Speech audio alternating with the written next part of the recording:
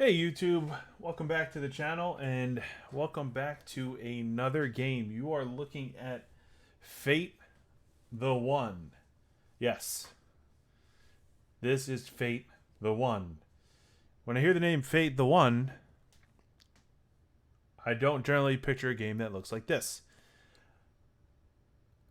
I'm going to comb through this a little bit. The game has some nice features, but a lot of it is dated, including the way it looks, in my opinion, and I'm not against people like doing games that are a little bit out of the box and a little bit old fashioned as long as it's bringing something new to the table. But if you look at like the characters, like they're very standard, as you can see here. And you can only show characters. We'll do some summons to see if we can look at some of these other guys because I can't show them to you without clicking into them. But you can see like some of the art is okay for the style of the character, but there's really not a lot of substance that comes to it. And I think one of the most important parts of gachas is like like the characters themselves, the art that goes into it, and there's really not much that goes into this. So the game just came out about 2 days ago. I'd been seeing ads for it for the past 2 weeks, so I wanted to play it a little bit before I got into a video here, and I played it for a few hours just to unlock a few things and different features I can show you. As you can see, like, this is absurd. Look how many things. Like, I don't even know. I haven't even touched this. Oh, it wants me to spend diamonds on this. Nope. So look at all this. Look at all these buttons. It's just a very cluttered UI, and this is very old school. Like, it just looks like they're trying to gouge you for stuff wherever they can. Like event, recharge reward, special gift, Wheel of Fortune, as you saw. Wonderful Welfare is actually an active event that you can unlock stuff as you spend. Level packages, getting you to spend your gems at discounted rates. It's got a VIP system, which I can't even collect anything yet because I haven't spent anything. You need to spend at least $5. And I'm never a giant fan of VIPs. AFK Arena is really the only game that I balanced out the VIP to being somewhat worth it in it. And you can kind of get by without it. So there's really not too much. So I want to show you a snapshot of the gameplay. So we'll jump in. You see I'm in the Chapter 4. Chapter 4, you start to unlock the majority of stuff. So what I'll do is I'll come in here and I'll just play one of these standard boards. You can sweep in this because you need parts to enhance your character. But I'm going to show you combat. This is going to just run on autoplay. There's nothing here that really stands out in terms of animation, as you guys will see.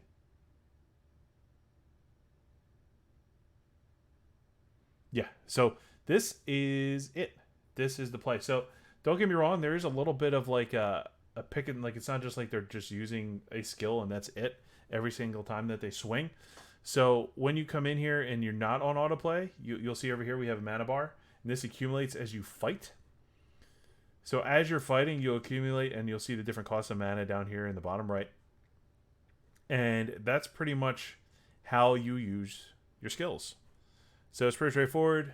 Nothing too complicated there, but there's a little bit of strategy that comes into it. I did have to manual a boss or two as I went through this because sometimes the AI just doesn't work out as you would like it to. But at the same time, if you run certain dungeons, it actually has that Summoner's War thing where you can target specific units in a subsequent order. So that's a nice little feature. I would like to see other games in this space actually roll that out. So you see, you get your parts, you got your runes. And speaking of Summoner's War, for those that don't know what Summoner's War is, it's a gacha that's been around for like 6 years now. So it's definitely withstood the test of times where others have gone and started and fallen in that time. But if you come in here and look at this and you go into the runes, look at this. This is Summoner's War through and through. You have your standard spots. So 2, 4, and 6 are capable of being like percentages. Granted, I don't have percentages in every spot yet because I just haven't found the runes for it. You have your Swift, was your classic. You're going to be able to move quicker turn bar. And then you have your stamina, which is your health, your onslaught, which is your attack. So they just literally just like change names. But everything else here is just the standard runes that you would see in any game that's like kind of mimic the rune system that Summoners War rolled out. So I was a little disappointed to see that. I like to see them add elements that are interesting to it, but they haven't really done that. We have our standard ruins, dailies. These are dailies, guys. Dark fires only open certain days a week. Light waters certain other days a week. You got the magic ruins that are always open. The gold is always open. And then you got Iron Knight and Caesar ruins, which are your rune ruins. Again, another comparison to Summoner's War, and you got your like dragons and your giants for those that have played it. So I was a little disappointed in seeing that. We have Arena, as you would probably guess, would be in this game. I'm not quite strong enough to fight this guy here. He'll probably beat me if I engage him. But you'll see I won out on every single one. But we'll give it a little challenge here. See what happens. Oh, never mind. Apparently. Oh, this happens like every day. By the way. It happened yesterday too. Where you can only fight Arena during a certain window. Which is kind of annoying. You'll notice we have the Tower of Destiny. Which is just going to be like any type of tower that you run into in these games, I'm assuming. The mining area will be something that will give you some sort of pieces. It looks like it's got scrolls present in there. And then we have Ancient Battlefield, which I'm not sure what that is. I need to apparently beat Elite 3-7 to unlock it. I haven't gotten that far yet. I've only cleared Elite World 1. So, as you guys can imagine, it's been a little bit disappointing playing through this. But I was curious to see how it would pan out. I wish there was a little bit more to the units that come through, but what I want to do now is I definitely want to pop a few summons here. Maybe I'll find something that's interesting, catch my eye, and make me continue to play the game, but they don't even like... Look, I'm trying to look at the character. Okay. So let's do it. Let's see what this does here. Alright, so we got...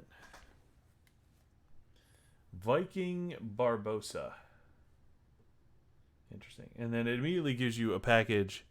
Like another thing that Summoners War would do. And not that that's the only game that does it, but they give the discounted package to awaken your units. You'll see I got all these other fragments. So the summons in this game give you fragments.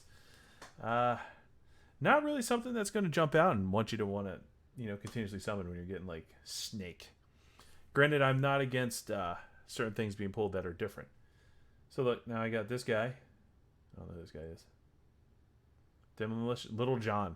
So the units in this game are definitely plays on historical figures and some from stories. So this is definitely a play on Little John from Robin Hood because Robin Hood is in this game. Look, I got a bat, guys. A bat. I actually have this guy already. So that's actually pretty good. I can actually probably upgrade him at this point because I got those. It's just a ball of fire.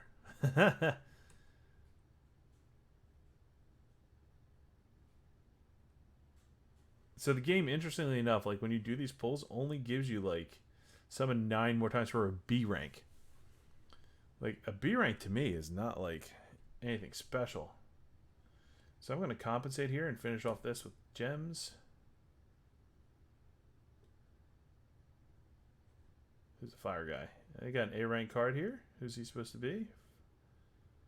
Fire Demon Sarasan. I just got a little... You saw my name come up there because I'm fancy.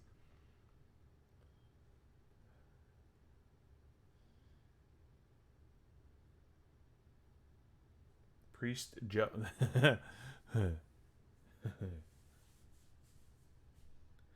Priest Joe. I got a B. It's electrical. It's great. Let's do another one.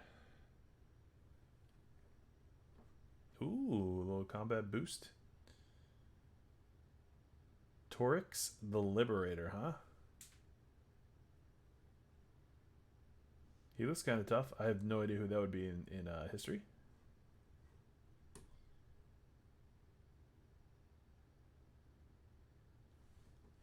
That's a double S. That's an S, or double S and S. Emperor Charlemagne. He looks like he could be a little tough. Yeah, okay. Eugene, I got Eugene. Some of the names, like, it's just so funny to like where like where do they come up with this? So let's go ahead and see what this gave me here. Summon gate, collect. So I'm hoping I can fill out.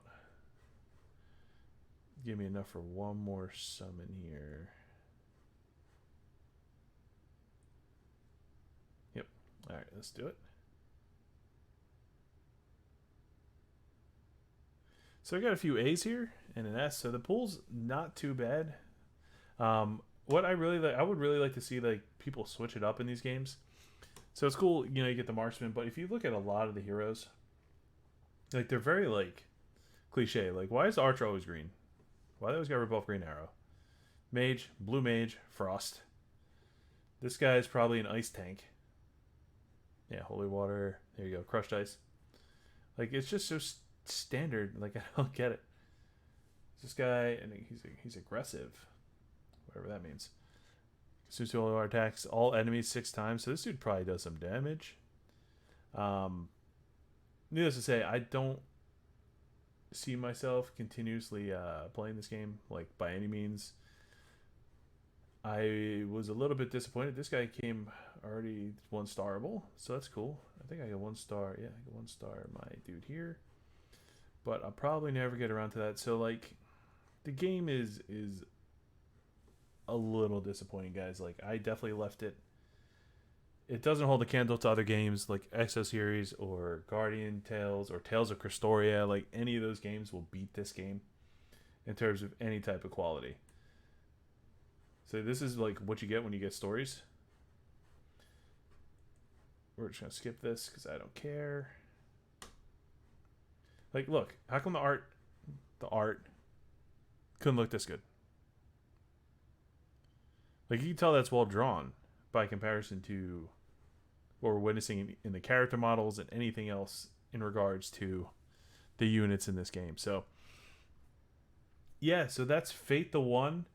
I was hoping for a bit of a more darker, edgy game. The one thing that may annoy you if you do give the game a shot will probably be the story itself. Like your character, the way he talks, the way they brought him in, like it was a little bit annoying. And the lack of information really given has been kind of frustrating too. So I was definitely a bit disappointed. But hey, you know, it'll get you going. It's the game's quick. It's very easy.